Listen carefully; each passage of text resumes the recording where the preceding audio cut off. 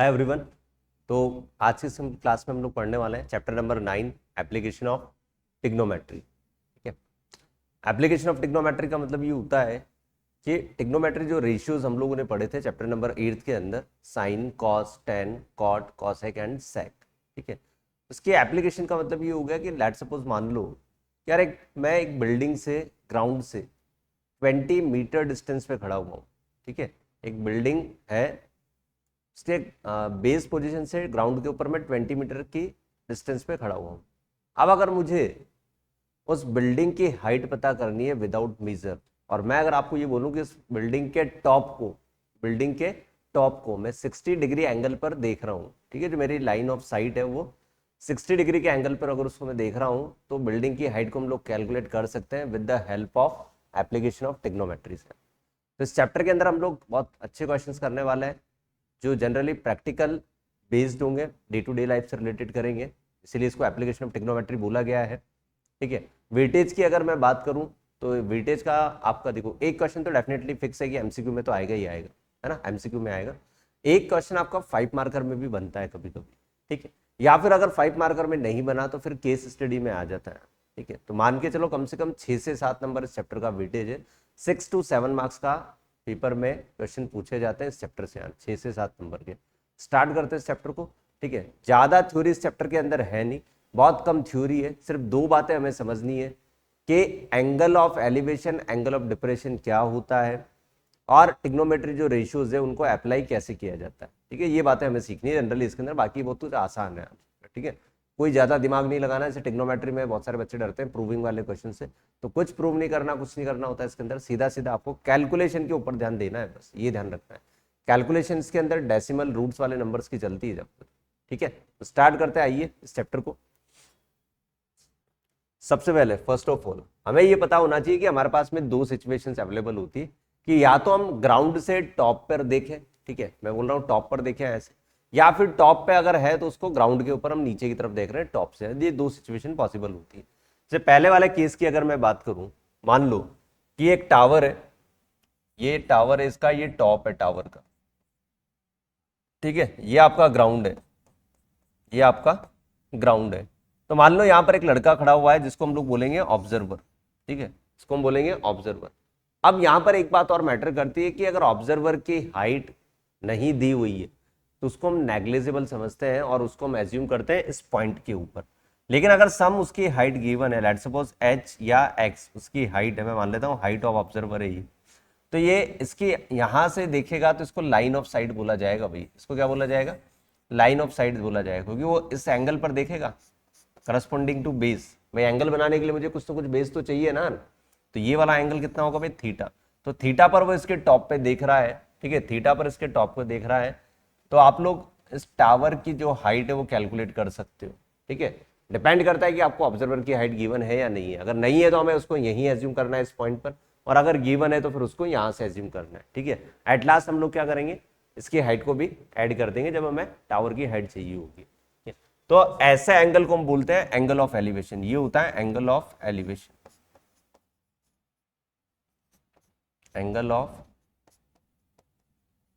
Elevation. ठीक है। जब कहा ऊपर की तरफ देखा जाएगा। ठीक है। यहां से नीचे से आप लोग ऐसे हम लोग ऐसे इसको लिख सकते हैं down to top, down to top पर अगर देखा जाए तो। ठीक है। डाउन टू टॉप अगर हम लोग देख रहे हैं तो हम लोग उसको बोलेंगे एंगल ऑफ एलिवेशन। इसी को एंगल ऑफ एलिवेशन बोला जाता है। दूसरे केस की बात है कि यार यहां पर एक बिल्डिंग है, ये आपकी एक बिल्डिंग है, ये एक बिल्डिंग है। बिल्डिंग के ऊपर कोई एक ऑब्जर्वर खड़ा हुआ है और ये इसको अगर नीचे की तरफ आती हुई इस कार को देखता है, भाई इधर से कोई कार आ रही है, सर्टेन स्पीड से आ रही है, उधर से ये देखता है। तो मान लो कोई बच्चा है छत पे खड़ा हुआ है और अपने फादर को देखता है कि यार मेरे फादर आ रहे हैं, अपनी कार से आ रहे हैं। तो सडनली यहां से उनको देखेगा तो इसके पैरेलल में यहाँ लाइन बनाएंगे तो इसको लाइन ऑफ साइड के हिसाब से ये आपका एंगल होगा। अभी ये होगा एंगल ऑफ डिप्रेशन। इसको बोलोगे एंगल ऑफ डिप्रेशन। ठीक है। एंगल ऑफ डिप्रेशन बोला जाता है इसको। एंगल ऑफ डिप्रेशन मतलब top to down, top to down देखा जाए, ठीक है, ऊपर से नीचे की तरफ देख रहे हैं उसको बोलेंगे टॉप टू डाउन देखा जाए, करेक्ट, ठीक है। तो बेसिकली ये दो चीजें हमें पढ़नी है इसके अंदर, एंगल ऑफ एलिवेशन क्या होता है और एंगल ऑफ डिप्रेशन क्या होता है, दो चीजों के बारे में पढ़ना है ना। अब मैक्सिमम इसके अंदर जो यूज होता है फॉर्मूला, आप लोगों को पता हो कि अगर मान लो मैं यहां से ये थीटा लेता हूं तो भाई थीटा के सामने ये परपेंडिकुलर होता है, ये बेस होता है और ये हाइपोटेनियस होता है। हाइपोटेनियस की जरूरत हमें कभी कभार पड़ेगी, बहुत कम पड़ेगी, सबसे ज्यादा जो यूज होगा वो टेन थीटा यूज होगा भैया। तो यहां से मैं ऐसा बोल सकता हूं कि यार टेन थीटा जो होगा वो होगा परपेंडिकुलर अपॉन बेस, मैक्सिमम ये वाला रेशियो यूज होगा भैया, मैक्सिमम ये वाला रेशियो यूज होगा एंगल ऑफ एलिवेशन में। और अगर एंगल ऑफ डिप्रेशन है तो आपको थीटा ये दिया हुआ, लेकिन आपको ये वाला थीटा लेके चलना है, क्योंकि हमें जो कैलकुलेशन करनी है इनसाइड द ट्रायंगल करनी है, ठीक है। ये एंगल और ये एंगल इक्वल होगा, रीजन इसका भाई फाई है ना, ये तो इसको फाई बना लो। ये एंगल और एंगल रीजन क्यों होगा, अल्टरनेट इंटीरियर एंगल आपने पढ़े होंगे, दो पैरेलल लाइन होते हैं तो उनके जेड जहां पर बनता है तो कॉर्नर के एंगल्स कैसे होते हैं भाई, इक्वल होते हैं, ये हम पढ़ चुके हैं। तो जो भी हम लोग कैलकुलेशन करेंगे ये वाली, तो बिल्डिंग के हाइट को अगर मैं h मान लू और ये वाला बेस कार का x मान लू, तो ऐसा लिख सकते हैं h बाय एक्स जो होगा वो किसके इक्वल होगा, टेन फाई के, h बाय एक्स इसके इक्वल होगा टेन फाई के, ठीक है। तो ये बेसिकली बस ये इतनी सी बातें आप लोगों को याद रखनी है, जिसमें आपका पूरा चैप्टर कंप्लीट है। बहुत ही सिंपल चैप्टर है, बस कैलकुलेशन का और ये वाला पार्ट आपको याद रखना है, हमेशा टेन थीटा टेन फाई ही सबसे ज्यादा लगेगा, ठीक है। इसके अलावा हमें कैलकुलेट करना आना चाहिए, इक्वेशंस को सॉल्व करना आना चाहिए, बस खत्म, ठीक है। आप पूरे के पूरे नंबर ला सकते हो उस चैप्टर में से, ठीक है। अब वन बाय वन हम लोग क्वेश्चंस की प्रैक्टिस करते हैं, इसके बाद में हम लोग एनसीईआरटी में जो क्वेश्चंस दिए हैं उसके सॉल्यूशंस भी मैं आपको साथ साथ करवाऊंगा। तो स्टार्ट करते हैं क्वेश्चन से, ठीक है। थ्योरी सिर्फ इतनी थी। पहला क्वेश्चन अगर आप देख रहे हो तो ये 2023 का है, ठीक है, 2023 का क्वेश्चन है। डायग्राम मस्ट है बनाना भाई, ध्यान रखना, जब भी क्वेश्चन आएगा तो डायग्राम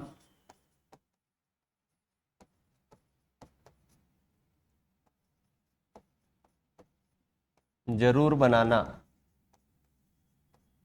ठीक है, डायग्राम जरूर बनाना है आप लोगों को, मस्ट है, ठीक है, मस्ट।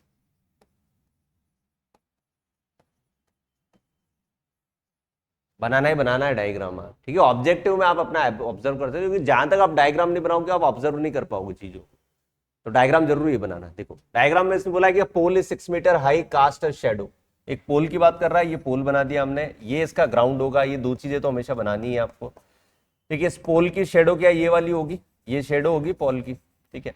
तो 6 मीटर पोल की हाइट है और जो शेडो बन रही है वो 2/√3 है। तो ये बोल रहा है कि then the sun's elevation, sun's का एलिवेशन क्या होगा, मतलब एंगल ऑफ एलिवेशन होगा, मतलब इसकी बात कर रहा है, ये थीटा कितना होगा। तो हमें पता है कि ये परपेंडिकुलर हो गया, ये बेस हो गया थीटा के सामने, क्योंकि जो आपका टावर होगा वो 90 डिग्री पे होगा हमेशा। तो मैं ऐसा लिख सकता हूँ कि टेन थीटा जो होगा वो होगा 6/2√3 के, 2 से कितनी बार कटेगा भाई, ये 3 बार, √3 भी इसको कितनी बार काट देगा, √3 टाइम।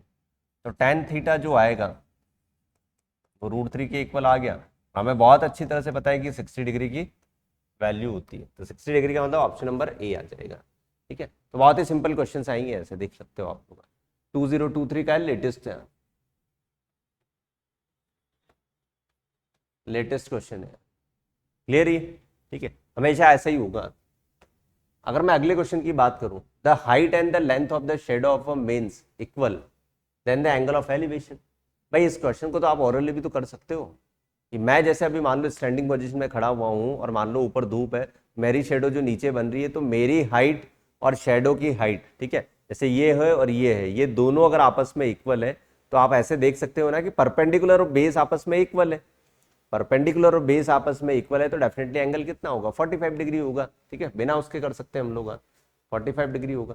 भाई अगर ये इंसान है और ये इसकी शेडो है, तो ये दोनों ही चीजें बराबर है, मान लो ये एक्स है और ये भी एक्स हुआ, तो थीटा कैसे निकलेगा, ten theta, x upon x, perpendicular upon base कितना आ जाएगा 1, 1 किसकी वैल्यू होती है 45 डिग्री की, ठीक है। तो ये तो ऑरल क्वेश्चन था, बिना उसके भी हम लोग इसको कर सकते थे, ठीक है। ये थोड़ा सा अच्छा क्वेश्चन है, गुड क्वेश्चन, ठीक है। इसमें थोड़ा हल्का फुल्का सा दिमाग लगाना पड़ता है, बाकी ऐसा कुछ भी नहीं है इस क्वेश्चन में।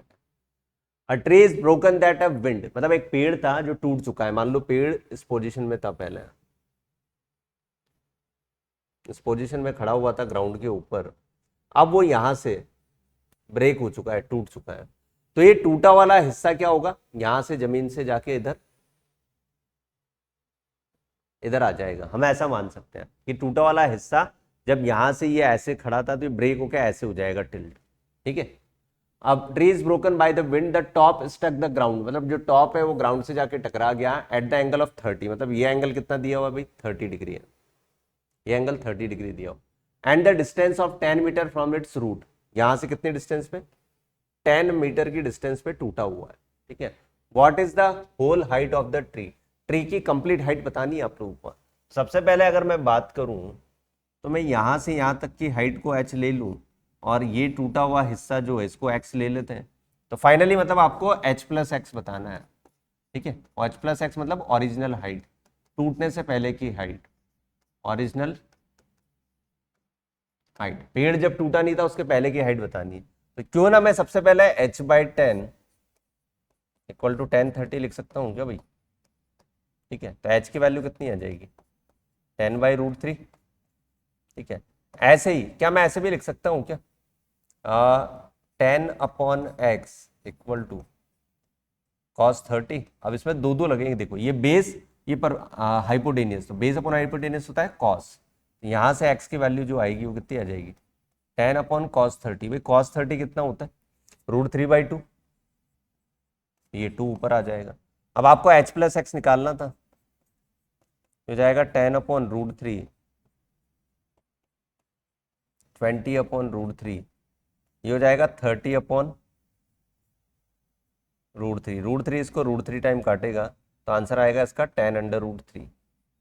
लेकिन 10√3 ऑप्शन में नहीं है कहीं भी भाई, है क्या ऑप्शन में, हाँ है बिल्कुल है, 10√3 ऑप्शन में है। तो ऑप्शन नंबर कितना आ जाएगा, ऑप्शन नंबर आ जाएगा A B C and D, इधर दिया हुआ इधर देख लेना, 10√3 इज द करेक्ट आंसर, ठीक है।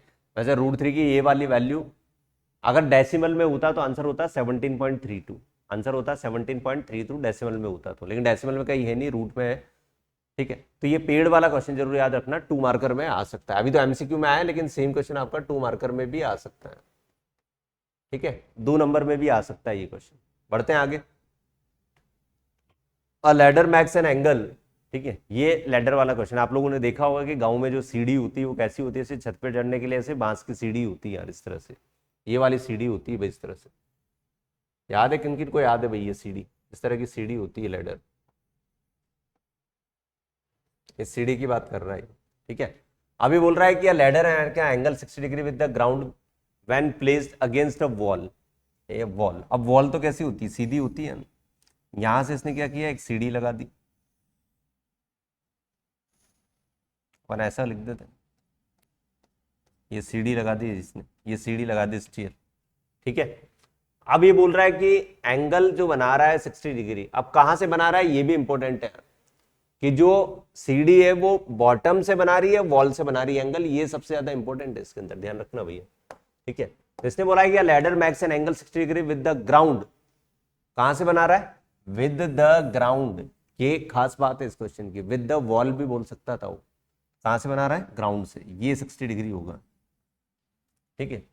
when the place against the wall if the foot of the ladder is 2 meter away from the wall, मतलब ये 2 मीटर है, ठीक है। then the length of the ladder in the meter, ये बताना है आपको, इसको h मानना पड़ेगा अब आपको, लेंथ ऑफ लैडर बतानी है ना कि हाइट ऑफ वॉल बतानी है। तो यहां से मैं वापस ये फॉर्मूला लगा सकता हूँ 2/h equal to cos 60 degree, cos 60 कितना होता है भाई 1/2, ये होता है 1/2, ठीक है। तो एच आ जाएगा यहाँ से 4 मीटर, सिंपल क्वेश्चन था, ठीक है। बस ट्रिग्नोमेट्री की जो टेबल होती है उसको याद रख लेना, ज्यादातर चीजें टेन वाली काम में आती है, कॉस साइन वाली कभी कभार काम में आ जाती है, ठीक है। तो इस तरह से आपको करना है इसको। आगे देखो, the angle of depression of a car parked on the road from the top of 150 metre height tower is 30 degree. मान लेते हैं ये टावर है, ठीक है, यहां से एक कार पार्क कर रखी है भाई, कार बना लेते हैं, ठीक है, ये कार है ना, ये है, एंगल ऑफ डिप्रेशन यहाँ टावर के टॉप से कोई देख रहा है तो एंगल ऑफ डिप्रेशन कितना होगा 150 मीटर। कितना है भाई? Park one road from the top of 150 metre high building. ये 150 मीटर इस बिल्डिंग की हाइट है, ठीक है। और जो टावर है ये 30 डिग्री एंगल, ये वाला पूछा है आपसे। The distance between the foot of the tower in metre, ये पूछा है, एक्स मान लेते हैं इसको, ठीक है। अब ये 30 है तो क्या ये भी 30 होगा क्या? भाई ये 30 है तो ये भी 30 डिग्री होगा ना, वर्टिकली अपोजिट एंगल है, क्योंकि हम कैलकुलेशन जो करेंगे ट्रायंगल के इनसाइड करेंगे। यहां से मैं लिख सकता हूँ 150 अपॉन एक्स इक्वल टू 10 कितना आ जाएगा भाई 30 degree, 150 upon x is equal to हो जाएगा 1/√3, तो एक्स आ जाएगा 150√3, ठीक है। सिंपल क्वेश्चन है, 150√3 इज द बी ऑप्शन, ठीक है। तो बहुत ही सिंपल क्वेश्चन आते हैं एमसीक्यू के अंदर, सीबीएसई बहुत आसान क्वेश्चन पूछता है, बस आपको करेक्ट राइट डायग्राम बनाना होगा। और डायग्राम अगर आप बना लेते हो तो फिर उसमें tan theta sec depends on given values के ऊपर डिपेंड करता है कि कौन सी साइड से आप लोगों को गिवन है, ठीक है। अगला देखिए, the height of the vertical pole is √3 times the length of the shadow. मतलब शेडो वाला क्वेश्चन भी बहुत आता है यार। ये आपका पोल है, ये इसकी शेडो है। अब इसमें रिलेशन देख लो, इसने बोला है कि height of the vertical pole is √3 times, ठीक है, the length of the shadow. Shadow अगर एक्स मान ले तो ये कितना हो जाएगा भाई √3x, ठीक है। कितना हो जाएगा √3x हो जाएगा। Angle of elevation of the sun at the time, मतलब ये थीटा पूछा है इसने, तो थीटा कितना आ जाएगा 60 डिग्री बोल सकते हैं आप। √3 अपॉन एक्स, भाई √3x अपॉन एक्स आएगा equal to tan theta, x x cut गया तो √3 जो वैल्यू होती है वो किसकी होती है 60 डिग्री, ठीक है, 60 डिग्री की होती। तो सिंपल क्वेश्चन था, बहुत सारे क्वेश्चंस कर चुके हैं अपन ऐसे। ये थोड़ा सा इंटरेस्टिंग क्वेश्चन है, अलग क्वेश्चन, डायग्राम भी आपको दिया हुआ है। In the given figure the angles of the depressions from the observing position O1 and O2 respectively. Angle of depressions पूछे हैं, तो एंगल ऑफ डिप्रेशन आप लोग देखो इस तरह से, अगर मैं यहां से ये एक लाइन बना दूं इस तरह से, तो इसका ये 45 है, ये 45 है, देखते हैं देखो ये 45 है, तो इस वाले का एंगल तो कितना आएगा 30 डिग्री आएगा ये तो, क्योंकि 90 होता है, ठीक है, करेक्ट 90 होता है ना। ये 45 दिया हुआ है तो ये कितना होगा, ये भी तो 45 ही होगा। आंसर आएगा 45 और 30, ठीक है। 45 और 30 है ही नहीं इसमें, 45 30। O1 एंड O2 पूछा ना, हाँ तो O1 का 30 है, इसका 45 है, ऑप्शन नंबर ए हो जाएगा, ठीक है। कंफ्यूज मत हो ना, O1 का 30 है और O2 का आपका कितना है 45 डिग्री है। इस तरह से क्वेश्चन बनेगा ये। तो सिंपल क्वेश्चन था, बट डायग्राम देख के आपको करना था, लेकिन थोड़ा सा अलग क्वेश्चन था। इस पे देखो, a pole of 6 metre cast shadow, same question है, कास्ट शेडो। कितना आंसर आया था अपना 6 अपॉन 2√3 किया था आप लोगों ने, टेन थीटा अभी किया था ऐसा क्वेश्चन अपन ने, ठीक है। 2 से कितनी बार कटेगा भाई 3 से, ये से √3 टाइम थीटा कितना आ जाएगा यहाँ से 60 डिग्री, ये 60 डिग्री आ जाएगा, ठीक है। ये आपका 60 डिग्री आ जाएगा इस तरह से, करेक्ट। बढ़ते हैं अगले सवाल। Some time of the day the length of the shadow of the tower is equal to height. कितना आना चाहिए 45 डिग्री, कर सकते हैं इसको हम लोग। शेडो की लेंथ उसके टावर की हाइट के बराबर है, तो इसका मतलब क्या होगा एंगल 45 डिग्री होगा, तभी पॉसिबल है आसान। तो ये वाली चीज तो आप रट ही लो कि जब भी शेडो और टावर की हाइट इक्वल आ जाए तो हमेशा उसका 45 डिग्री ही आंसर होगा, ठीक है। अगला देखो, the angle of depression of a car standing on the ground from the top of 75 metre is 30 the distance. अभी अभी किया था ऐसा क्वेश्चन 150√3 जिसका आंसर आया था, तो इसका कितना आ जाएगा, है ना, इसका आंसर कितना आ जाएगा। मान लो ये है, सेम ही क्वेश्चन है बट डेटा चेंज कर दिया इसने। तो 75 मीटर तो इसकी हाइट थी, यहाँ आपकी कार थी इस जगह में, ये कार है, एंगल कितना है 30, डिप्रेशन की बात कर रहा है ना ये तो, ठीक है। तो डिप्रेशन की बात कर रहा है तो ये 30 होगा, तो अंदर वाला भी 30 ही आएगा, वो तो कहने की बात है, अंदर वाला भी 30 ही आएगा, ये आपको बताना है एक्स। तो 75 अपॉन एक्स इक्वल टू 1030 की वैल्यू भाई 1/√3 होती है, तो एक्स की वैल्यू कितनी आ जाएगी 75√3, ठीक है। वहाँ डबल थी इसलिए कितनी आ गई थी 150√3 आ गई थी, ऑप्शन आ जाएगा सी, ठीक है, सी ऑप्शन आ जाएगा इसका, करेक्ट। तो बहुत ही सिंपल क्वेश्चंस थे सारे, एमसीक्यू हम लोग कर रहे हैं क्योंकि एमसीक्यू की प्रैक्टिस हम लोग कर रहे हैं। अभी सब्जेक्टिव क्वेश्चन आएंगे, लेकिन किसमें आएंगे एनसीईआरटी में, एक ही एक्सरसाइज है इसके अंदर एनसीईआरटी की, समझ रहे हो इसको। तो आप लोग सिर्फ अगर एनसीईआरटी की एक्सरसाइज भी सॉल्व कर लेते हो ना, तो आपकी बहुत ज्यादा हेल्प हो जाएगी खुद की यहाँ, ठीक है। एनसीईआरटी भी कर लेते हो तो विद सॉल्व एग्जाम्पल की बात कर रहा हूँ मैं, ठीक है, विद सॉल्व एग्जाम्पल्स की। ये देखो थोड़ा सा कलरफुल है, अलग क्वेश्चन लग रहा है मेरे को कुछ थोड़ा बहुत, क्या देखते हैं इसमें क्या चेंजेस है। The length of the string between a kite and a point on the ground is 85 metre. मैं मान लेता हूँ कि ये ग्राउंड है, ठीक है, कलर चेंज करते हैं, ये ग्राउंड है, यहां से कोई बच्चा पतंग उड़ा रहा है यहां पे,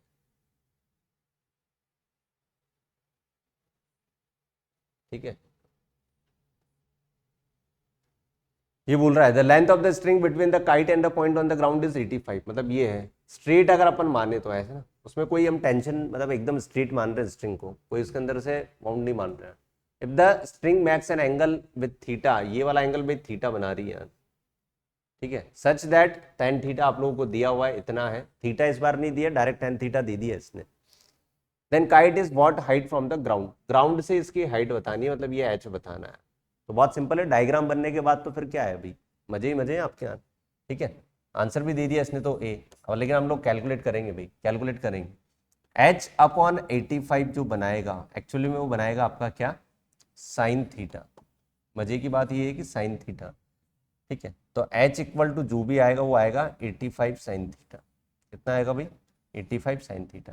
लेकिन मुझे दिया हुआ है टेन थीटा, जो कितना है 15/8। टेन थीटा दिया हुआ है 15/8। इसका मतलब ये हो गया कि यहां से अगर मैं साइन थीटा निकालना चाहूँ 15/8 और 17, ये पाइथागोरन ट्रिपलेट होते हैं जो आप लोगों को याद होने चाहिए यार, अगर ये थीटा है तो यहाँ से साइन थीटा का जो वैल्यू आएगा वो आएगा 85 इंटू 8/17। 17 से 5 बार कटेगा तो आंसर आएगा 40 मीटर, 40 मीटर इसका आंसर आ जाएगा, ठीक है। नहीं आया 40 मीटर तो आना चाहिए यार answer.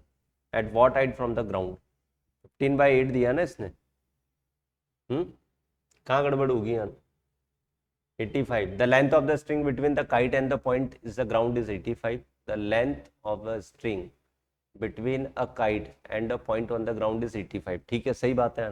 If the string makes an angle with theta ground such that tan theta 15/8, then the kite at what height from the ground, h बताना था। तो अच्छा बे परपेंडिकुलर अपॉन हाइपोटेनियस, ठीक है, h अपॉन 85 साइन थीटा बिल्कुल सही है, 85 sine theta, sine theta की जो वैल्यू आएगी 15/8 225 और 64, 5 4 9 6 2 8 तो 289, तो सही है, 17 ही तो आएगी यहाँ। अच्छा 15/17 लिखना था, राइट, दिस इज 15/17, करेक्ट, ठीक है। ये हमारी मिस्टेक होगी थी क्योंकि परपेंडिकुलर अपॉन हाइपोटेनियस होगा ना, तो 15/5 जा 75 आएगा भैया आंसर। इसको मिटा देते हैं, कितना आएगा ये हमारा 15 था तो 75 आएगा ये, तो ऑप्शन मैच हो जाएगा, ऑप्शन नंबर ए आ जाएगा इसका आंसर, ठीक है, ऑप्शन नंबर ए आ जाएगा भाई, करेक्ट। बढ़े आगे, आगे देखो, what should be the length of the ladder when inclined at angle 60 degree to the horizontal, what should be the length of the ladder when inclined at 60 degree to the horizontal. तो इसमें तो भैया data ही नहीं है यार, length कैसे आएगी, ठीक है, ये क्वेश्चन में डेटा नहीं है भाई, डेटा नॉट सफिशिएंट। एक ऑप्शन काट के ये लिखो, ऑप्शन नंबर डी में आएगा, डेटा नॉट सफिशिएंट, ठीक है, ऑप्शन नंबर डी हो जाएगा इसमें। क्योंकि what should be the length of the ladder की लेंथ, आप देखो आप लोगों को एंगल दिया हुआ है, तो एंगल के साथ में या तो आपको वो जो लैडर है ग्राउंड से कितनी डिस्टेंस पर रखी हुई है ये देना था, या फिर आपको जो वॉल है स्ट्रेट जिसके सहारे रखी हुई है उसकी लेंथ देना था, या आपसे देना था। तो इनमें से हमारे पास में कुछ भी नहीं है, इसका मतलब ये हो गया कि डेटा हमारे पास में सफिशिएंट नहीं है आंसर करने के लिए, ठीक है। नाउ उसके बाद देखो, the top of the two poles of height 16 and 10, दो पॉल है हमारे पास, ठीक है, एक छोटा एक बड़ा होगा क्योंकि हाइट से पता चल रहा है, एक 16 और 10 है, ये ग्राउंड हो गया, ये 16 वाला और ये 10 वाला, मान लेते हैं ये 16 मीटर और ये 10 metre, are connected by a wire, wires connect कर देते हैं बिल्कुल इसको, ये भाई साहब वायर से कनेक्ट कर दिया, ठीक है। If the wire max an angle 60 degree with the horizontal, अब ऐसा तो नहीं कि यहाँ से बनाएगा तो आपको यहाँ से एक इमेजिनरी बेस लाइन बनानी पड़ेगी, एक बेस लाइन बनानी पड़ेगी, ये 60 डिग्री बनाएगा, ठीक है, ये 60 डिग्री दिया हो। तो एक बात बताओ, ये 10 है तो ये भी 10 होगी क्या? इसको नाम अगर अपन दे दें ए बी सी डी और ई पॉइंट, ये 10 है तो ये भी 10 होगी, तो ये 6 बची ना, ठीक है। Then the length of the wire पूछा है उसने, तो हम लोग ऐसे लिखेंगे 6 upon A E equal to sine 60, और साइन 60 की वैल्यू कितनी होती है भाई, यही होगा ना 6 upon A E. Length of the wire पूछा है इसने, तो 16 और 10, 16 और 10, ठीक है। If the wire makes an angle of 60 degree with the horizontal, ठीक है, what is the length of the wire? Length of wire मतलब ये हो गया कि भैया ये चीज निकालनी है तुम्हें, इसको आन, ये चीज निकालनी है, ये 6 हो गया तो 6 अपॉन ए ई, साइन 60 होगा, तो 6 upon A E equal to, ये तो √3/2 हो जाएगा, है ना, होगा नहीं होगा भाई, √3/2 हो जाएगा। इसका मतलब ये हो गया कि यहाँ गड़बड़ है, इस एंगल को आप लोग 30 डिग्री करना भैया, इस एंगल को 30 डिग्री करना, तब जाके ऑप्शन मैच होगा, नहीं तो नहीं हो पाएगा।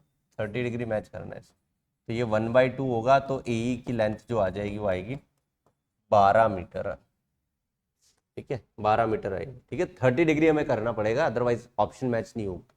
हो सकता है मिस प्रिंटिंग हो, तो हमें इसको करेक्ट कर लेना है 30 डिग्री पे, ठीक है। तो आप देख पा रहे हो कि इसके जो क्वेश्चंस थे सारे एमसीक्यू बहुत ही सिंपल क्वेश्चंस थे, बहुत ही आसान क्वेश्चंस थे, बस आपको डायग्राम बना के ट्रिग्नोमेट्री रेशियो का प्रॉपर्टी लगानी है, उसका फॉर्मूला लगाना है ना।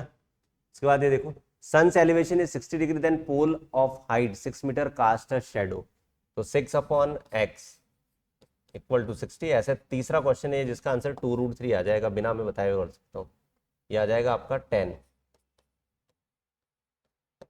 60, तो 6 upon x equal to √3, x बराबर आ जाएगा 6 अपॉन √3, रैशनलाइजेशन करोगे तो √3 और √3 इसको 2 बार काटेगा तो एक्स आ जाएगा 2√3। ये तीसरा क्वेश्चन है इसमें, ठीक है, घुमा फिरा के एक ही चीज पूछी हुई है, तो ऑप्शन नंबर क्या आ जाएगा इसका?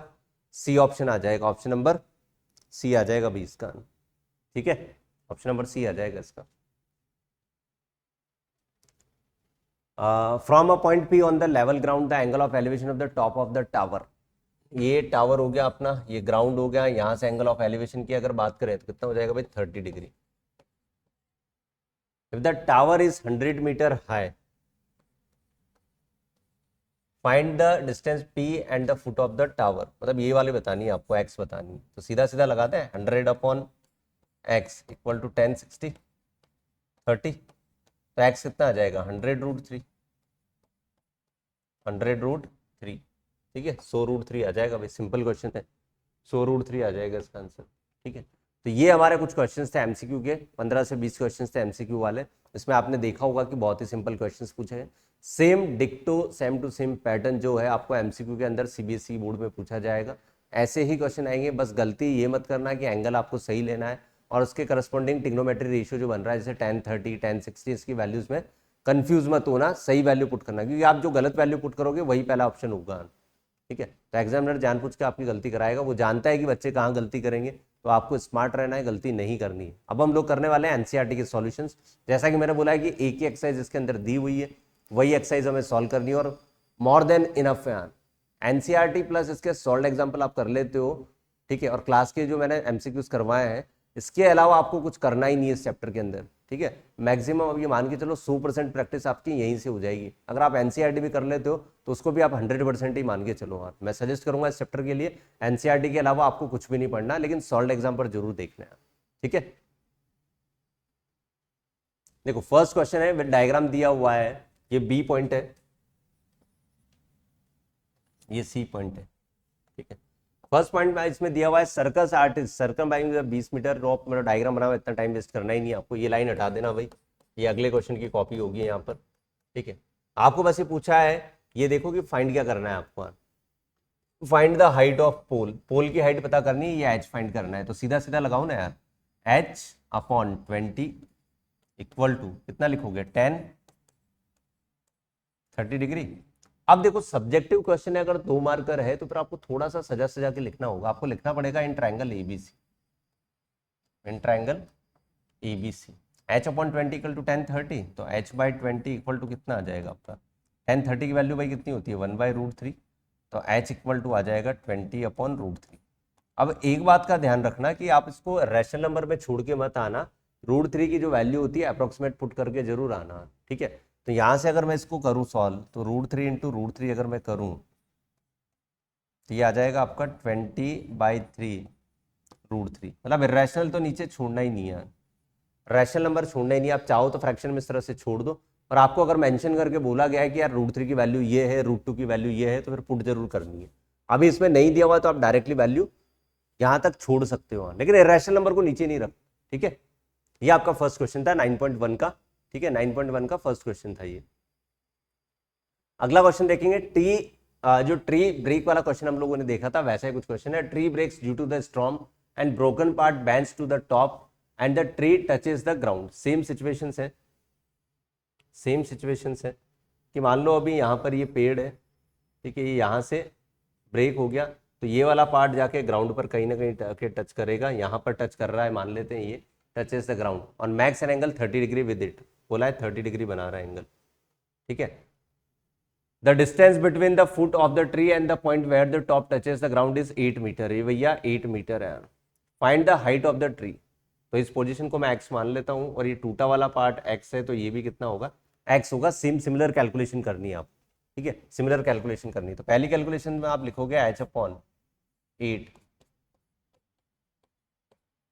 10/30, ठीक है, 1/√3, तो h की वैल्यू आ जाएगी 8 अपॉन √3। ऐसे ही अगर आप h अपॉन x करते हो तो ये हो जाएगा आपका sin 30, ठीक है। h अपॉन एक्स ये करना था ना, h अपॉन एक्स की जगह में एक काम कर ले, मैं h अपॉन एक्स की जगह 8/x कर लेते हैं, 8/x कर लेते हैं, ताकि x और h दोनों अलग अलग निकल जाए, तो फिर ये cos में कन्वर्ट हो जाएगा, इसमें हो जाएगा cos, तो 8/x इक्वल टू ये हो जाएगा √3/, तो x की वैल्यू यहाँ से आ जाएगी 16 अपॉन √3, ठीक है। अब आपको फाइंड आउट करना था h plus x total height of the tree, तो 16 और 8 कितना हो जाएगा भाई 24 हो जाएगा, 24 अपॉन √3।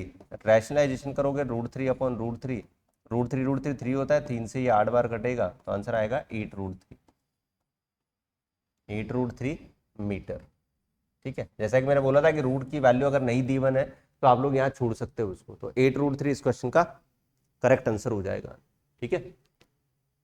चले आगे देखो आप।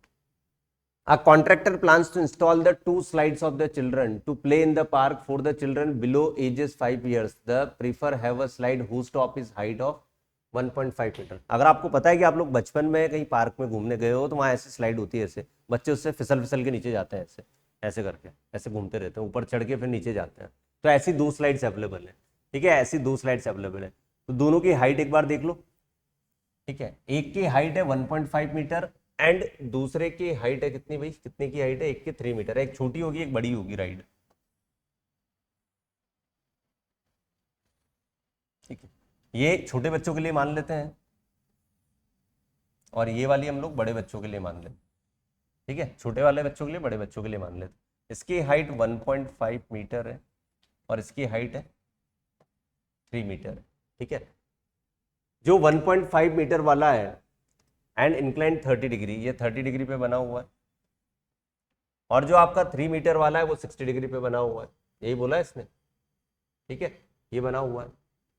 She want to have a steep slide at a height of 3 meter and inclined at an angle of 60 degree to the ground. What should be the length of the slide in each case? Each case में बतानी है length of slide, इसको हम अपन मान लेते हैं x मान लेते हैं, इसको अपन इधर y मान लेते हैं। तो यहाँ पर अगर मैं 1.5 अपॉन x लगाता हूँ तो ये साइन 30 के इक्वल होगा, ठीक है। तो यहाँ से x की वैल्यू कितनी बनेगी भाई 1.5, और साइन 30 1/2 होता है तो 2 हो जाएगा, ये कितनी वैल्यू आ जाएगी 3 मीटर, नहीं आ जाएगी 3 मीटर। और ऐसे ही अगर मैं यहाँ 3 अपॉन वाई लगाता हूँ तो ये हो जाएगा साइन 60 डिग्री, जो होता है √3/2, कितना होता है √3/2, ठीक है। तो एक काम करते हैं √3 से इसको √3 टाइम उड़ाते हैं, तो यहाँ से फाइनली y जो आएगा वो आएगा 2√3, 2√3 मीटर। तो दोनों केसेस में जो स्लाइड्स की लेंथ होगी वो कुछ इस तरह, ये 3 मीटर होगी, 2√3 मीटर होगी, तो इसकी ऑब्वियसली ज़्यादा होगी इससे, है ना, ये होगा, इसकी ज़्यादा होगी इससे। भाई √3 1.7, 17 दूनी 34, तो ये वाली ज़्यादा होगी। अगर आपसे कंपैरिजन पूछे तो y किससे बड़ा होगा, x से ग्रेटर होगा, अगर पूछे तो कि कौन सी स्लाइड की लेंथ ज़्यादा होगी यहाँ, ठीक है। फोर्थ क्वेश्चन देखो, the angle of elevation of the top of the tower. मतलब मैं ये बोलना चाह रहा हूँ कि क्वेश्चन बहुत सिंपल होंगे, सारे ही आसान क्वेश्चन होंगे, बस आपको डायग्राम बनाने की नीड होगी, डायग्राम से ही बनना चाहिए एक बार में। The angle of elevation of the top of the tower from a point on the ground which is 30 metre away from the foot of the tower is 30 degree. Angle of elevation की बात हो रही है भाई, 30 degree, ठीक है, which is 30 metre away from the foot of the tower, तो ये 30 है। हाइट पता करनी है, find the height of tower h, सीधा सीधा लगा लो, h/30 इक्वल टू कितना हो जाएगा, tan theta perpendicular upon base, ये 1/√3 होता है, ठीक है। तो h की वैल्यू कितनी आ जाएगी, 30/√3। सॉल्व करोगे तो ये कितना आ जाएगा भाई, tan√3, ठीक है। रैशनलाइजेशन मैंने करना सिखाई दिया आपको, ये tan√3 हो जाएगा, क्लियर, ये कितना हो जाएगा, tan√3 हो जाएगा ये आपका, राइट। चलें आगे, fifth question, a kite is flying at a height of 60 metre above the ground. अभी अभी हमने काइट वाले क्वेश्चंस किए थे, इसीलिए मैंने सारे क्वेश्चंस एमसीक्यू में ही आपके कवर करवा दिए थे, इसी तरह के पैटर्न के बनेंगे। तो यहाँ पर काइट उड़ रही होगी कहीं ना कहीं, यहाँ ये काइट उड़ रही होगी यहाँ पर कहीं ना कहीं। A kite is flying at a height of 60 metre above the ground. इस बार काइट की हाइट आप लोगों को दे दी, that is 60 metre above the ground. The string attached to the kite is temporarily tied and point of the ground. The inclination of the string of the ground is 60 degree. Ground से 60 degree है। Find the length of the string, ये निकालना है भैया आपको, इसको x मान लो आप। Assuming that there is a no slack in the string, मतलब स्ट्रेट है आपकी स्ट्रिंग, तो ये परपेंडिकुलर, ये हाइपोटेनियस, थ्योरी क्या लगाएंगे हम लोग इसमें, 60/x इक्वल टू साइन 60, तो 60/x ये हो जाएगा √3/2, ठीक है, √3/2 हो जाएगा 60/x, तो यहाँ से x की वैल्यू आ जाएगी आपकी 120/√3, और रैशनलाइजेशन जब तुम करोगे √3 और √3 का, तो x की जो वैल्यू आएगी 40√3 मीटर। अगेन √3 की वैल्यू अगर नहीं दी हुई तो आप वापस यहीं पे आंसर को छोड़ सकते हो, और अगर √3 1.732 देता तो फिर पुट करना पड़ता, हमें डेसिमल में आंसर बताना पड़ता। तो इसके आंसर या तो डेसिमल में होते हैं या फ्रैक्शंस में होते हैं, ठीक है। लेकिन फ्रैक्शंस में रेशनल नंबर नीचे डिवाइड में नहीं रहना चाहिए, उसके लिए हम लोग कर देते हैं रैशनलाइजेशन, ये बात का ध्यान रखना आप लोग, ठीक है। अब यहाँ पर देखो, जैसा कि मैं आप लोग को स्टार्टिंग में बता रहा था कि बॉय या ऑब्जर्वर की हाइट अगर ऑब्जर्व करनी पड़ जाए तो उससे तरह के क्वेश्चन कैसे करते हैं। यहाँ पर इस क्वेश्चन में कुछ ऐसा ही है, इसमें बोला कि 1.5 metre tall boy standing at the some distance from a 30 metre tall building, ठीक है। मैं मान लेता हूँ कि ये बिल्डिंग है और यहाँ से 1.5 मीटर पर एक लड़का खड़ा हुआ है, 1.5 मीटर पर एक ऑब्जर्वर खड़ा हुआ है, ये 30 मीटर इसकी टॉल बिल्डिंग, ठीक है, ये बिल्डिंग की हाइट होगी, ठीक है। The angle of elevation from is eyes, eyes यहाँ पर होगी इसकी, इस जगह पर यहाँ से, और इसको मैं सीधा अगर मिला दूँ तो द एंगल ऑफ एलिवेशन जो होगा वो कितना होगा भाई, कितना दिया हुआ है, 30 degree to 60 degree. The angle of elevation from his eyes to top of the building increases 30 to 60 as he walks towards the building. जैसे ये बिल्डिंग की तरफ चलना स्टार्ट होता है तो हमेशा ध्यान रखना है कि जब भी हम किसी बिल्डिंग के पास जाते हैं तो हमारा एंगल ऑफ एलिवेशन बढ़ जाता है, एंगल बढ़ता हुआ जाता है, और दूर जाते हैं तो एंगल घटता हुआ जाता है। इस बात का भी ध्यान रखना, एमसीक्यू में पूछा जा सकता है, ठीक है। तो अभी लड़के की पोजीशन यहाँ है, थोड़ी देर बाद में मान लो कि इसकी पोजीशन यहाँ आ जाती है इस प्लेस पे, ठीक है। तो अब जो एंगल ऑफ एलिवेशन है वो कितना हो जाता है, 60 डिग्री हो जाता है। यही पूछा है इसने, यही बोला है, as he walks towards the building find the distance he walks in the building, कितने डिस्टेंस उसने कवर करी, ये पूछा गया है भाई इसके अंदर, ठीक है। ये पूछा गया है कि कितने डिस्टेंस वो कवर करी उसने, मतलब अगर मैं मान लो इस पॉइंट को अगर ए नाम दूं, इसको बी, सी, डी, ई, एफ, और ये जी पॉइंट हो गया एक तरीके से, ठीक है, जी पॉइंट हो गया एक तरीके से। ये 1.5 है तो ये भी 1.5 होगा, इसका मतलब हो गया कि यहाँ से लेकर यहाँ तक कितना हो जाएगा, 28.5, ठीक है। तो मैं लिखूंगा in triangle A B G, triangle ABG के अंदर 28.5 अपॉन बीजी इक्वल टू 1060, ठीक है 1060। तो बीजी जो आएगा वो आएगा 28.5 अपॉन √3, इक्वेशन 1, ठीक है इक्वेशन 1 हो जाएगा ये, राइट। और अगर मैं दूसरा वाला ट्रायंगल लूं कि in triangle A B F, इसके अंदर अगर मैं लेता हूं 28.5 divided by B F equal to 10, 30 degree लेना पड़ेगा इधर, ये होता है 1/√3। तो बी एफ जो आएगा वो आएगा 28.5 √3, सेकंड इक्वेशन, ठीक है। ये दोनों ही वैल्यूज मैंने निकाल ली, लेकिन आप लोगों को पूछा तो कुछ और था इसके अंदर। भाई हमें तो ये पूछा था ना कि यहाँ से लेकर यहाँ तक कितना होगा, जीएफ कितना होगा। तो जीएफ को मैं ऐसे लिख सकता हूँ क्या कि टोटल बी एफ में से अगर बीजी को माइनस कर दिया जाए तो जीएफ बचेगा। तो जीएफ इक्वल टू हो जाएगा 28.5 √3 माइनस 28.5 अपॉन √3। इस कैलकुलेशन को अब हमें सॉल्व करना पड़ेगा। 28.5 हम कॉमन ले सकते हैं, ये हो जाएगा 3 - 1 अपॉन √3, ठीक है। तो 28 का डबल 56, 2 बचेगा ना, 56 और 0.5 57 डिवाइडेड बाय √3।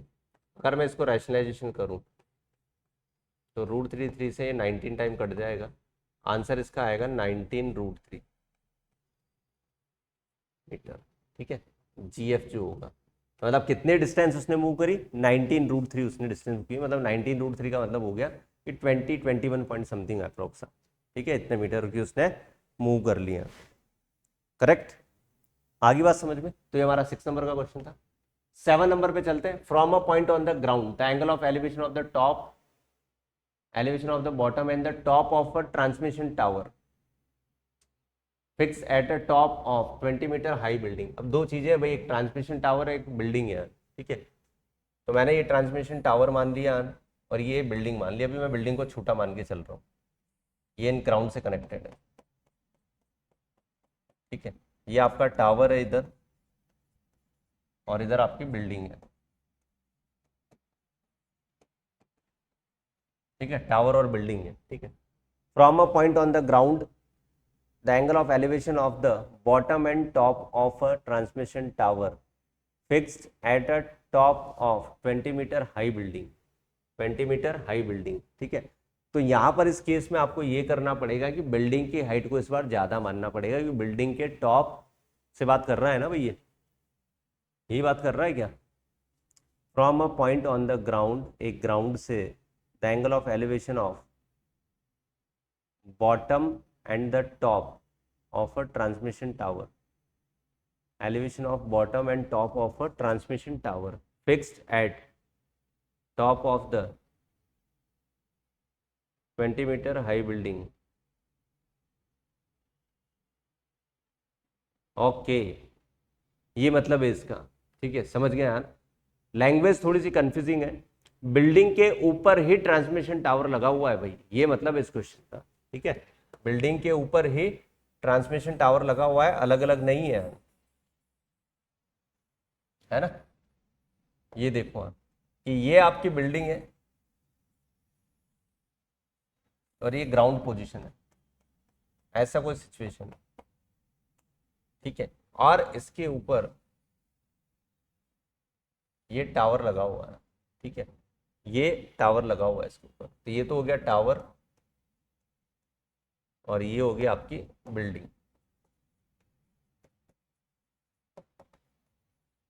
टावर और बिल्डिंग। तो इस ग्राउंड के ऊपर उसने बोला है कि इसके टॉप पे और इसके बॉटम पे एंगल ऑफ एलिवेशन की बात कर रहा है, ठीक है। तो ये एंगल तो 45 डिग्री है और ये वाला एंगल कितना है भाई, 60 डिग्री, इसकी बात की जा रही है यहाँ पर, ठीक है। 20 मीटर हाई बिल्डिंग, बिल्डिंग की हाइट जो है वो 20 मीटर है, बिल्डिंग की हाइट 20 मीटर है। टावर की हम लोग h मान लेते हैं और यही पूछा है, I think find the height of the tower पूछा है, यही पूछा है मेरे हिसाब से, ठीक है। बेस को मैं x मान लेता हूँ क्योंकि मुझे नहीं पता कि नीचे का बेस पॉइंट से कितनी दूर है। तो एक बार तो हम लोग क्या थ्योरी लगाएंगे कि h plus 20/x complete triangle ले रहे हो आप बड़ा वाला ही, तो बड़े वाले का एंगल भी ग्रेटर ही होगा, तो ये कितना हो जाएगा 1060 है। तो h plus x 20/x equal to √3, ठीक है। यहां से ऐसा बोल सकते हैं कि h plus 20 equal to √3x, equation number 1, ठीक है। छोटे वाले ट्रायंगल की बात करें तो इसमें मैं लिखूंगा 20/x इक्वल टू 1045, और 1045 1 होता है, मतलब x किसके इक्वल आ जाएगा 20 के मीटर। ये x की वैल्यू को यहाँ पुट कर देंगे तो h इक्वल टू आएगा 20√3 माइनस का 20, तो h इक्वल टू आ जाएगा 20 इंटू √3 माइनस 1 मीटर। ये आंसर होगा भाई इसका 20√3 माइनस 1 मीटर, करेक्ट। तो सिंपल, थोड़ा सा लैंग्वेज थोड़ी सी इसकी कंफ्यूजिंग थी, तो लैंग्वेज का जरूर ध्यान रखना, ठीक है। आगे देखते हैं, देखो a statue 1.6 metre tall on the top of the pedestal, ठीक है। टॉप ऑफ द पेडिस्टल का मतलब सेम क्वेश्चन है वैसे ही, यहाँ पर एक स्टेचू बना हुआ है, जैसे अभी टावर लगा हुआ था वैसे ही स्टेचू बना हुआ है, ये स्टेचू बना हुआ है, ठीक है। स्टेचू की हाइट कितनी है भाई 1.6 metre tall, standing on the top of the pedestal from a point on the ground, the angle of elevation of the top of the statue 60 and from the same point the angle of elevation the top of the pedestal 45। Same he question है, same ही question है, अभी जो किया है वैसा ही है, same to same वही है, ठीक है। सेम टू सेम वही है, एक 45 एक 60 है, तो ऑब्वियसली 45 होगा और ये कितना होगा 60 डिग्री होगा। इस बार हाइट ऑफ पेडेस्टल पूछी तो एच पूछा है, कर ही सकते हो उसको एक्स मान लो, सिंपल क्वेश्चन है बहुत, अभी अभी किया है ऐसा क्वेश्चन अपन ने, है ना। हमने क्या लिखा था 1.6 plus h upon x equal to 1060। दूसरी इक्वेशन क्या लिखी थी भाई h upon x equal to 1045।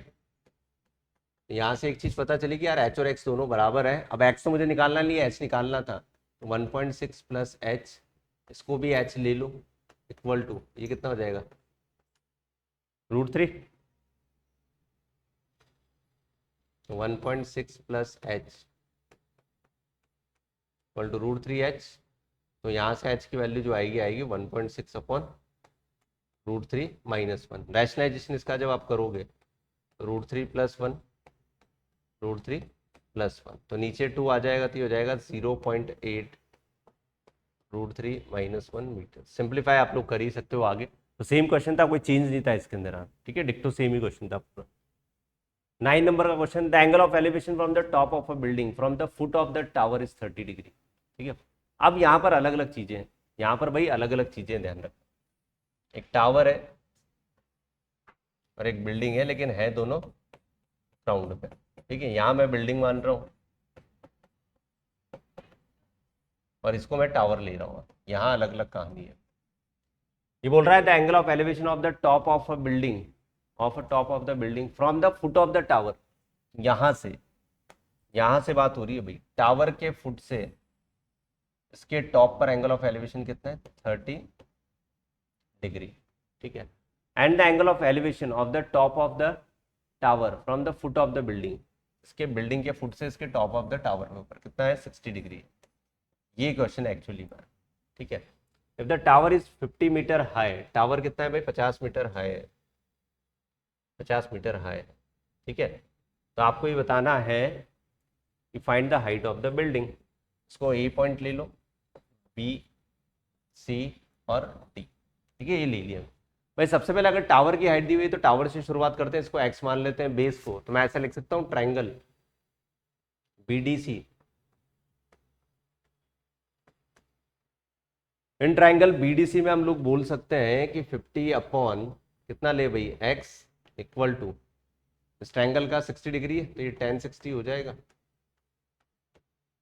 यहां से x की वैल्यू कितनी आएगी 50 अपॉन √3 मीटर, ठीक है। x अब लोगों ने निकाल दिया, अब हम लोग लिखेंगे इन ट्रायंगल ABC, तो ABC ट्रायंगल के अंदर बिल्डिंग की हाइट को अगर अपन h मान ले, बिल्डिंग की हाइट को अपन h मान ले, तो h upon x equal to 1030 degree, ठीक है। h तो हमें निकालना है, x कितना निकाल लिया अपन ने 50, √3 ऊपर चला जाएगा इक्वल टू 1030 की वैल्यू 1/√3 हो जाएगी भाई, कितनी हो जाएगी 1/√3 हो जाएगी, तो एच की वैल्यू जो आएगी वो आएगी 50/3 मीटर, 50/3, 50/3 मीटर आ जाएगी इसकी एच की वैल्यू।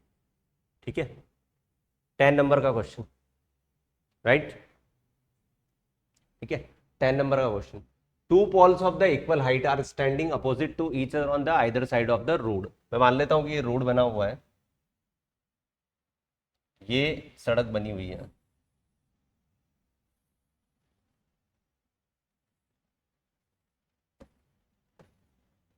ठीक है, ये रोड है आपका, either side of the road. अब इसको देखो, हम लोग लोकेट तो ऐसे ही तो करेंगे यार, मान लो कि यहाँ है पोल, इधर है, एक इधर है साइड पे और एक इधर है, मतलब ऐसे ही लोकेट कर पाऊंगा मैं जनरली। या इसको एक काम करते हैं, रोड को हम लोग ऐसे बनाते हैं, तो ऐसे तो फिर एक ही साइड पे हो जाएंगे। ये सड़क है, ये सड़क है, ये रोड है। तो एक पोल तो आपका इधर खड़ा हुआ है, आइदर साइड का मतलब इस जगह, मान लेता हूँ इधर पोल है, मतलब ये ऐसे होगा इस जगह से, ऐसे ही एक पोल इधर है, मान लेते हैं दोनों की लेंथ क्या है, सेम है, और ये ग्राउंड है। ठीक है, लेंथ सेम है दोनों, either side of the road. Road जो है 80 मीटर वाइड है भाई। ठीक है, अब इस डायग्राम को अगर मैं आपको दूसरी तरह से रिप्रेजेंट करूं, मैं मान लेता हूं कि ये इनका ग्राउंड हो गया और दोनों सेम साइड की हो गई। ठीक है, डायग्राम थोड़ा, ये जो है 80 मीटर वाइड है ना, 80 मीटर वाइड है। The angle of elevation of the top of the places are 60 and 30 respectively. ठीक है, किसी पॉइंट से मान लेते हैं ये पॉइंट यहाँ है, तो पॉइंट जितना पास होता है तो ये 60 हो जाएगा, और ये दूर है तो ये कितना हो जाएगा भाई,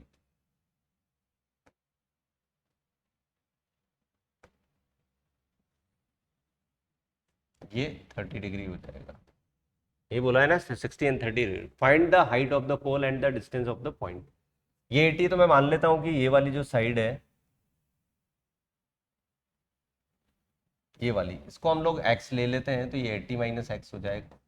ठीक है, इसकी हाइट को मैंने h ले लिया, इसकी हाइट को h ले लिया, क्योंकि दोनों बराबर है। तो पहले इधर वाले ट्रायंगल में अगर अपन लगाए तो h/x इक्वल टू 1060, ये √3 होती है वैल्यू, तो h की वैल्यू कितनी आ जाएगी, √3x, इक्वेशन 1। और इधर वाले ट्रायंगल में अपन लगाते हैं h/80 minus x equal to 1/√3, भाई 60 होती है वैल्यू, तो यहाँ से 80 माइनस एक्स किसके इक्वल आ जाएगा, h√3 के, h√3 के, ये इक्वेशन 2। ठीक है, इक्वेशन 2। तो फ्रॉम 1 एंड 2, फ्रॉम 1 एंड 2, पहली और दूसरी इक्वेशन से हम लोग बोल सकते हैं क्या, 80 माइनस एक्स इक्वल टू, ये एच की वैल्यू अगर मैं यहाँ पुट करता हूँ √3, तो 3x हो जाएगा। ये यहाँ से x की वैल्यू कितनी आ जाएगी भाई, 20। x अगर आपका 20 है तो h कितना होगा, 20√3 मीटर। ठीक है, ये h हो जाएगा, मतलब ये अगर डिस्टेंस आपकी अगर 20 है तो ये कितनी बचेगी आपकी, 60 मीटर। ठीक है, ये आंसर होंगे इसके दोनों के। तो थोड़ा अच्छा क्वेश्चन था, 5 मार्कर लायक क्वेश्चन था ये। ठीक है, 5 नंबर लायक क्वेश्चन था, अच्छा क्वेश्चन था। क्लियर ये। ठीक है, बढ़ते हैं आगे। ठीक है, अ टीवी स्टैंड, ठीक है, ये PYQ है, मतलब ये PYQ CBSE बोर्ड में पूछा गया है भाई। A TV tower stand vertically on the bank of the canal, diagram आप लोगों को बना के दिया हुआ है। Opposite tower, the angle of elevation of the top of the tower is 60 degree from another point 20 metre joining, पूरा पूरा डायग्राम आपको दिया हुआ है। Find the height of the tower and width of the canal पूछा है उसने भाई, विड्थ ऑफ द कैनाल। ठीक है, from a point on other bank of the 9.12, हाँ, from the bank directly opposite the tower, the angle of elevation the top of the tower is 60 degree. ठीक है, and from another point 20 metre away, ठीक है, यहाँ से 20 metre away है, तो मैं इस पॉइंट को x मान लूँ, ये डिस्टेंस x मान लेते हैं, और ये टावर की हाइट h मान लेते हैं। ठीक है, find the height of the tower और hx निकालो।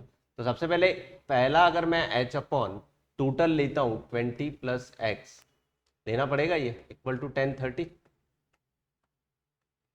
तो यहाँ से h अपॉन 20 प्लस एक्स आ जाएगा भाई 1/√3 के इक्वल। तो यहाँ से हम बोल सकते हैं कि h/√3 की वैल्यू 20 प्लस एक्स के बराबर होगी, इक्वेशन 1। अभी अभी किया है ऐसा क्वेश्चन। ठीक है, अगर इस छोटे वाले ट्रायंगल में मैं लगाऊं तो h/x कितना आ जाएगा भाई, 1060। तो यहाँ से h इक्वल टू आ जाएगा √3, एक्स इक्वेशन 2। इन दोनों इक्वेशन को जब आप लोग यूज करोगे, दोनों इक्वेशन को अगर मैं यूज करूँ सॉल्व करूँ, तो दोनों का सॉल्यूशन से यहाँ देखना भाई, from equation 1 and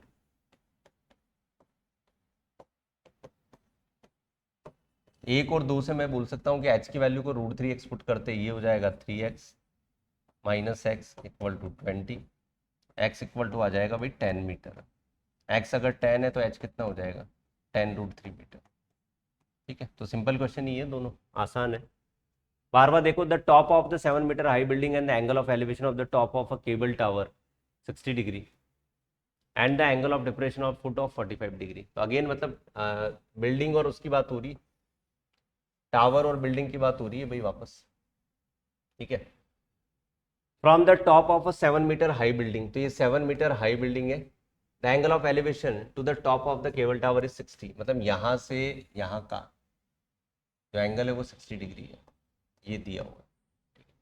and the angle of depression of the it's foot is 45, मतलब ये वाला 45 है, ये वाला इसकी बात हो रही है, ये 45, ये 45 है, क्या ये भी 45 होगा क्या? ये भी 45 होगा।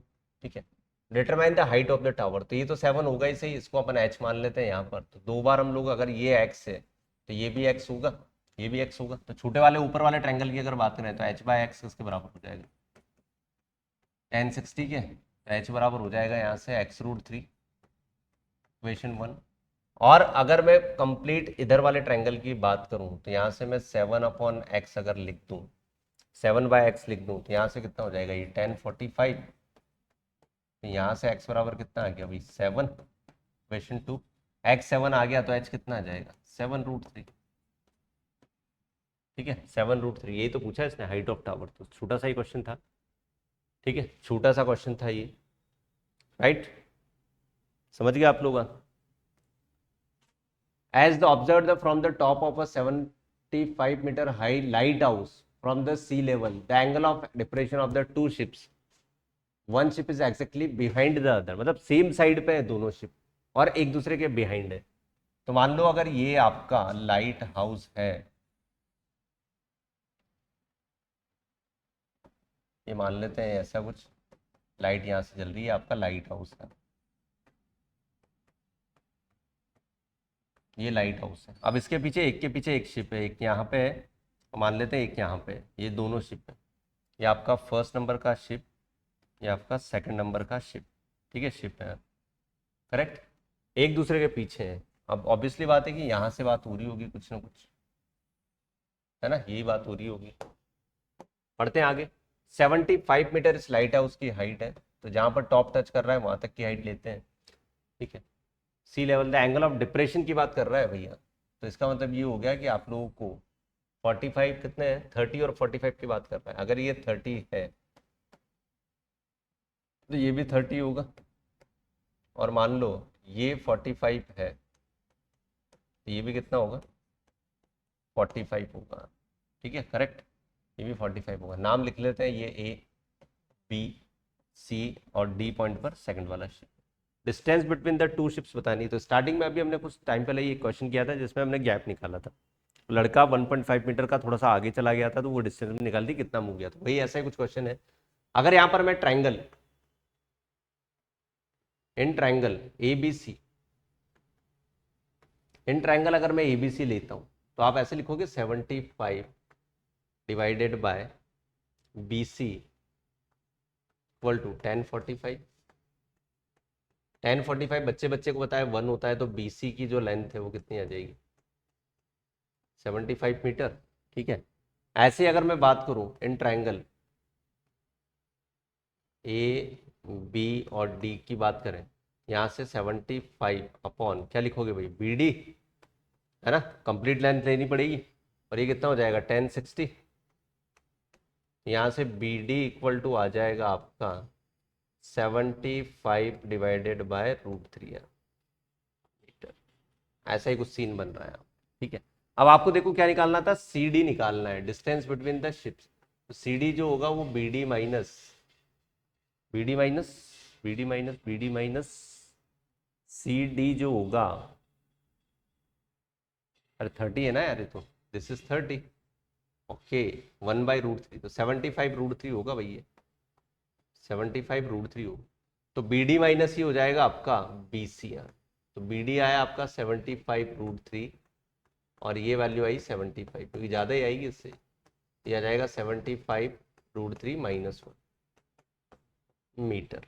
ठीक है, √3 की वैल्यू गिवन नहीं है तो यही आंसर हो जाएगा इसका, करेक्ट। ठीक है, 13 आखिरी 2 क्वेश्चन और बचे हुए हैं, और लास्ट के दोनों क्वेश्चन बहुत ही अच्छे क्वेश्चन है, मजेदार क्वेश्चन है, जिनके पूरे पूरे चांसेस हैं बोर्ड्स में आने के, है ना। देखो इधर बैलून वाला है भाई क्वेश्चन ये।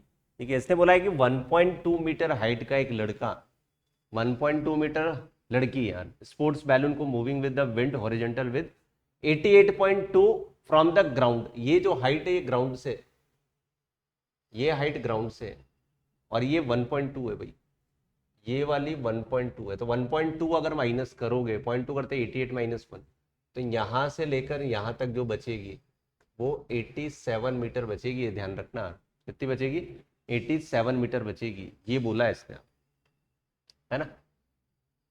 The angle of elevation of the top balloon from eyes n is 60, sometime the angle of elevation 30, find the distance traveled by the balloon। तो सिंपल क्वेश्चन है यार, वैसा ही कोई क्वेश्चन नहीं है। अगेन अभी हमने जो डिफरेंस निकाला था, मैं इसमें आपको बताता हूँ क्या करना है। दिस इज पॉइंट ए, ये आपका बी पॉइंट हो गया, ये आपका सी पॉइंट हो गया, और ये डी पॉइंट हो गया। ठीक है, ट्रायंगल अगर मैं सबसे पहले बात करूँ एबीसी की, ट्रायंगल एबीसी की अगर मैं बात करूँ, है ना, तो हाइट मैं 87 लूंगा divided by BC equal to tan कितना लोगे भाई इसमें, ये 60 डिग्री है, tan 60 डिग्री। ठीक है, तो BC की जो लेंथ आएगी वो आएगी आपकी 87/√3 मीटर। ठीक है, सिमिलरली अगर आप ये वाला ट्रायंगल लेते हो भाई, ABC और D, इस पॉइंट को E नाम ले देते हैं। ट्रायंगल अगर आप लेते हो BDE, BDE, ये E वाला पॉइंट है, BDE अगर आप लेते हो तो इसमें भी मैं ऐसे लिखूंगा 87/BD equal to tan 30 degree. ठीक है, तो यहाँ से BD की जो लेंथ आएगी वो आएगी 87√3 मीटर, 87√3 मीटर ये आ जाएगी इसकी। बस सीधा क्या करना है, माइनस ही करना है इसके अंदर, है ना, माइनस करना है। तो आपको पूछाएगी इसने कितने डिस्टेंस कवर करी, CD आपको निकालनी, तो CD जो आएगी आएगी आपकी BD माइनस BC। भाई बैलून यहाँ से यहाँ तक कितनी डिस्टेंस कवर कर रहा है जाने में, तो BD आपका आया 87√3 माइनस 87/√3। ऐसी कैलकुलेशन अभी अभी हम लोगों ने थोड़ी देर पहले की थी, 87 कॉमन लेने के बाद में इसको 3 - 1/√3 बनाया था। ठीक है, रैशनलाइजेशन जब करोगे इसका तो √3 इसको काट देगा कितनी बार, भाई रैशनलाइजेशन इसका साथ में कर भी देते हैं, √3 और √3 कर सकते हैं ऐसा। ठीक है, 3 - 1 ये 2 हो जाएगा, तो √3 × √3 3 से कितनी बार कटेगा, 3 से ये कटेगा, इन दोनों से मिला के 3 दूनी 6, 3 नाम 27, 29, 29 × 2 58√3 metre. This is the answer, 58√3 metre is the answer. ठीक है, तो ये आखिरी क्वेश्चन नहीं है, मतलब सेकंड लास्ट क्वेश्चन है, आखिरी 50 नंबर का क्वेश्चन। बहुत ही अच्छा क्वेश्चन है, गुड क्वेश्चन है। आप लोग जानते हो कि जहां मैं गुड देता हूं और स्टार बना देता हूं, उसका मतलब है कि ये पेपर में आएगा ही आएगा, छपेगा छपेगा। ठीक है, पेपर में छपेगा ही छपेगा ये क्वेश्चन, राइट, है ना। देखो सॉल्व कर से करना है इसको, ध्यान से पढ़ेंगे। इसने बोला है कि street highway leads a foot of the tower, a man standing on the top of the tower observe a car at the depression 30 degree. मान लेते हैं कि ये टावर है और यहां से आपकी इस पोजीशन पे कार आ रही है। ठीक है, यहां पर कोई आदमी बैठा हुआ है टावर पे चढ़ के, इस जगह ये आदमी यहाँ बैठा हुआ है, कार को देखता है एट एंगल इस पे 30 डिग्री डिप्रेशन पे देखता है। तो ये 30 है तो ये भी तो 30 होगा, होगा कि नहीं होगा अभी। ठीक है, ये 30 तो ये भी 30 होगा, which is approaching the foot of the tower, मतलब ये कार इधर आ रही है, डायरेक्शन कार की इधर है, इस साइड पे आ रही है। ठीक है, 6 सेकंड लेटर, 6 सेकंड बाद में कार मान लो यहाँ आ जाती है। ठीक है, ये जो डिस्टेंस है, तो यहाँ से यहाँ का जो एंगल ऑफ एलिवेशन है वो चेंज होकर कितना हो रहा है, 60 हो रहा है।